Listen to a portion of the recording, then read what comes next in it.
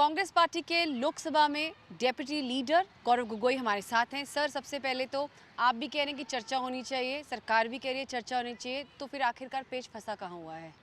देखिए, प्रधानमंत्री जी ने इस सत्र के प्रारंभ में ही कहा था कि चर्चा होनी चाहिए। लेकिन हमने क्या देखा कि लोकसभा में जहाँ तक अभी तक हम पिछले 3 दिन में बहुत सारे बिल और बहुत सारे विषयों पे चर्चा होनी चाहिए थी, पर अभी तक नहीं हो रही। जबकि विपक्ष का पूरा समर्थन है, हम अपनी कुर्सी पे बैठे हैं, हम वेल में नहीं गए हैं, हमने स्पीकर को ये आश्वासन दिया है, लेकिन उसके बावजूद भी किन कारणों के लिए बार-बार लोकसभा अडजर्न हो रहा है या किन कारणों के लिए जितने विषय पर अभी तक चर्चा होनी चाहिए थी नहीं हो रही, वो तो सरकार ही बता पाएगी। जब हमने पहले ही दिन फार्म बिल पर चर्चा मांगी, तब सरकार ने खुद चर्चा से भागे।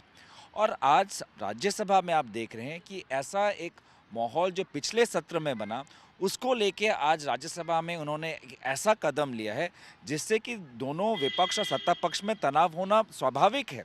तो क्यों सत्ता पक्ष प्रधानमंत्री के कहने के विपरीत जा रही है, मुझे पता नहीं। उनको समझाना पड़ेगा। मैं आशा करता हूँ कि ये आने वाले जो चुनाव हैं, उसको उस परिस्थिति में ऐसा पार्लियामेंट नहीं चाहते कि जहाँ पे सारे जो विषय हैं, महत्वपूर्ण विषय, उन पे चर्चा हो। मैं आशा करता हूँ कि ये बीजेपी की मंशा ना हो।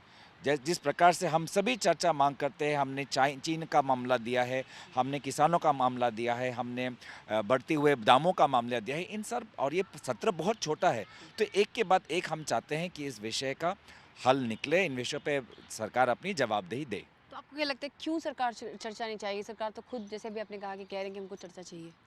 देखिए, कहीं मुझ ये शंका हो रही है कि आने वाले जो चुनाव है, राज्यों में जो विभिन्न 5 राज्यों में चुनाव है, उसको मद्देनज़र रखते हुए सरकार जो अपनी विफलताओं को छुपाने की कोशिश कर रही है।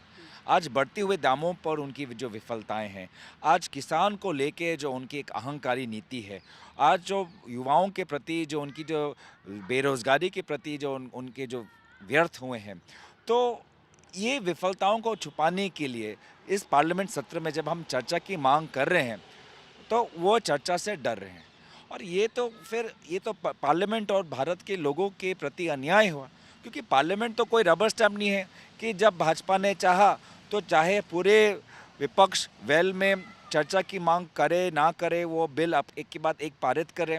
और आज जब हम बोल रहे हैं कि चर्चा करिए, तो वो चर्चा नहीं कर रहे, पार्लियामेंट को धीरे धीरे चला रहे हैं। तो ये पार्लियामेंट तो रबर स्टैम्प नहीं है, ये लोकतंत्र है। तो हम चाहते हैं कि सत्ता पक्ष अपनी जिम्मेवारी लें। सब ये शीतकालीन सत्र का कुछ ही वो दिन बाकी है, उसका सुउपयोग करें। मेरा आखिरी सवाल है, ऑपोजिशन यूनिटी की बात हो रही है। आज भी विपक्ष की सारी पार्टियां इकट्ठे होकर गांधी स्टैचू पे प्रोटेस्ट करी थी, लेकिन ममता बनर्जी हैं, वो मानती नहीं है। उन्होंने अभी कहा है कि यूपीए जैसी कोई चीज़ नहीं है। इसको किस तरह देखते हैं?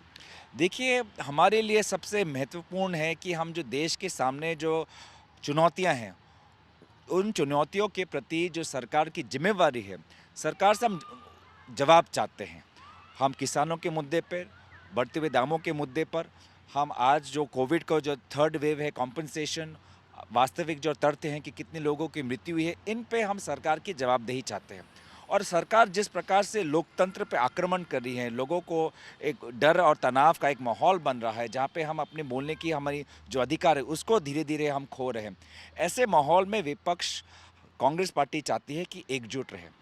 अब एकजुट में हम किसी को हाथ पकड़ के ला नहीं सकते। जो हमारे साथ है और जो हमारे से परे अपना अलग रास्ता चुनना चाहते हैं, वो उन पे हम, उनके अधिकार है, वो उनकी मांगे हैं, वो उनकी सोच है। पर कांग्रेस पार्टी के लिए दरवाजे खुले हैं, क्योंकि हम चाहते हैं कि इस समय पर विपक्ष भारत की जनता की संरक्षक बनते हुए और भारत के लोकतंत्र का एक सैनिक बनते हुए जो हमारी संवैधानिक मूल्य हैं, उनको बचाना है। और इस संदर्भ में सभी को एकजुट होना चाहिए। जी। तो ये थे गौरव गोगोई जी हमसे बात करते हुए। कैंपसन पवन के साथ मैं सुप्रिया भारद्वाज, आज तक, दिल्ली।